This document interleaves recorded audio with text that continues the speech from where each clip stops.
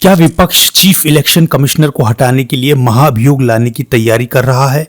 क्या वो ऐसा कर भी सकता है?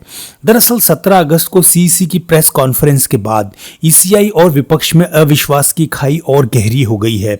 सीईसी के खिलाफ महाभियोग की बातें कही जाने लगी हैं।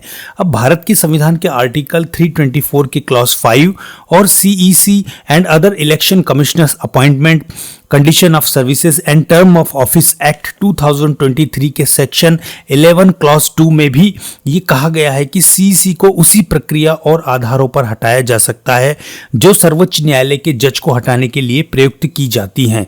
संविधान केवल 2 आधार प्रस्तुत करता है।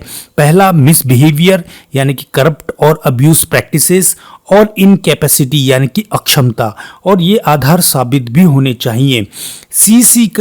सीसी का रिमूवल नोटिस किसी भी सदन में दिया जा सकता है। लोकसभा में यह 100 मेंबर्स और राज्यसभा में 50 मेंबर्स के द्वारा साइन किया हुआ होना आवश्यक है।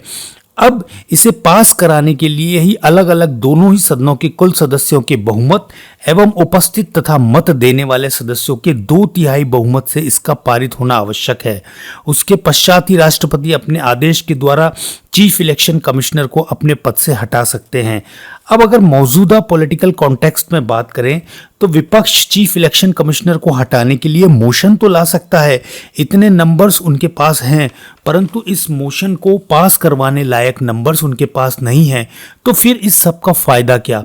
तो इसके द्वारा refuses, absolutely refuses to give us the voter list, doesn't give it to political parties, gives it in a form where it simply cannot be analyzed. We started to look at this number. This number is very interesting to us. Why is it that this comes out of one seat? It's a huge imbalance, right? So we started looking at Mahadevapura Assembly, we started looking at the details, and now I'm going to tell you what we found. We found that 1,250,000 votes were stolen. संभव नहीं, हलफनामा देना होगा या देश से माफी मांगनी होगी, तीसरा विकल्प नहीं है। आपके माध्यम से मैं यह भी कहना चाहता हूं, अगर 7 दिन में हलफनामा नहीं मिला तो इसका अर्थ ये सारे आरोप निराधार हैं और हमारे मतदाताओं को यह कहना कि वो फर्जी हैं, इसके ऊपर जो भी इस बात को बोल रहा है उसको माफी मांगनी चाहिए। विपक्ष जो है मैटर को हमेशा लाइमलाइट में रख सकता है, साथ ही ईसीआई के ऊपर एक प्रेशर वो बिल्डअप कर सकता है, और ना चाहते हुए भी जो हमारे देश का मीडिया है जिसको कि हम गोदी मीडिया मान चुके हैं, उसको भी इस मैटर को पिकअप करना ही पड़ेगा।